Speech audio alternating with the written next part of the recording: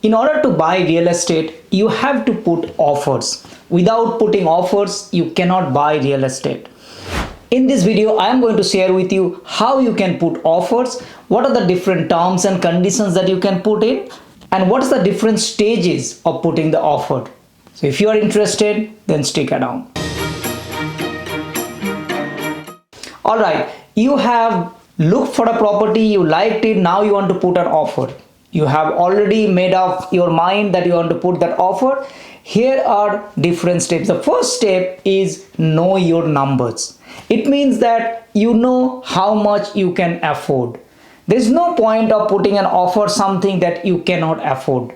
One of the example is I know way too many people, they cannot afford something that they're still looking for the property and they are actually thinking of putting offer. They might even put that offer. But if it gets accepted, then also you can't settle because you do not have that money. You have done all the calculations of how much money that you can afford.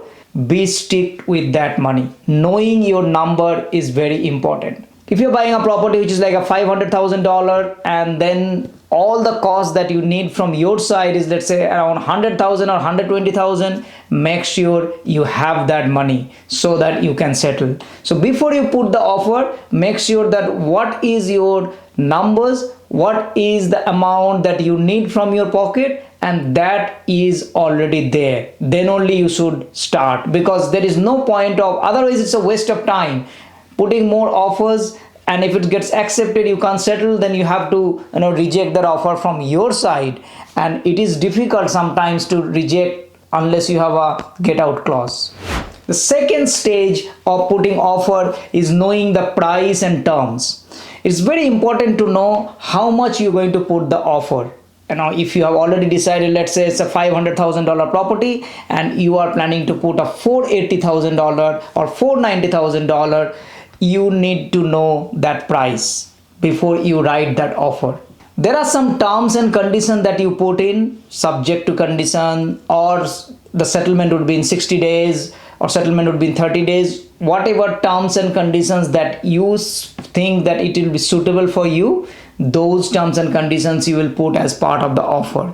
Be very careful though, don't put too many clauses like I am going to 60 days settlement, I need, or a long-term settlement, and then I need access of that property early to do something, and then blah blah blah. There are so many terms and conditions. If you put, then the chances of rejecting that offer is quite high. However, it is important to know that with what terms you are planning to buy that property, that you want to put that offer. The price range and the knowing terms and conditions is important of putting the offer. Third step is the subject to condition or the get out clause. Because when you put an offer, you need to make sure that you can get out of the offer in case in your due diligence you feel like you don't want to go ahead. So having a subject to clause and having a get out clause is very important in your offer. In a residential property, mostly people use subject to building and pest inspection, subject to finance from the bank. And that is fine, because just by putting these two clauses, you are actually saying that unless I get the finance, unless I do the building and pest inspection, and if I am not happy with that, then I will not go ahead. So putting that subject to clause or get out clause is very important, because if you don't put that clause and if the offer is accepted, then it will eventually become unconditional and then you have to purchase that property. So having this get out clause is one of the must, and you put that when you put that offer. And the fourth step that you put in the offer is called sunset clause. Sunset clause, as the word sunset means that it is getting darker, so it's actually finishing the day. Sunset clause means that you put a timeline. By this day my offer is valid. By this day 5 p.m. my offer is valid. By putting that, you are making sure that you are not giving lot of time, that my offer is not valid forever. It is valid for a limited amount of time. So vendor might take that decision quickly as compared to that thinking that the offer is valid forever. I know way too many people, they put offer and they don't put the sunset clause, and it becomes like a offer is forever. And that is actually, from the buyer's point of view, is on the negative side, because Today's market will be different than the tomorrow, and you don't want to put that sunset clause forever, which means you didn't put the sunset clause, and then after a month or so, then they said, oh, this is the price that you offered and here is they have accepted. But I would say make sure that you put a sunset clause, which is by this day 5 p.m. my offer, until this day 5 p.m. my offer is valid. So there you go, you got all these steps. You put the price and the terms, and then you put the subject to clause, and at the end you put the sunset clause. Then your offer is solid. Of course, you talk to your solicitor or a convincer to make sure that you do the appropriate wording, and then put that offer so that it is actually legally binded.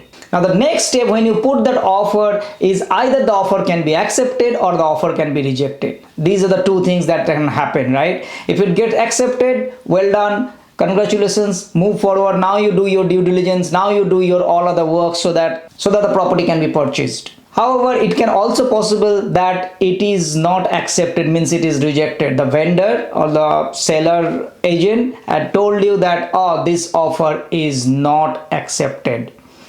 In that case, you can move forward and you can then put a counter offer. If you believe that the property price is worth, and putting another 5,000 or 10,000, and then put a counter offer. If you can afford that money, of course you can put a counter offer. And sometimes just some of this, there are so many deals that you will see that gets not accepted. The offer is not accepted because of just $5,000 or even $2,000.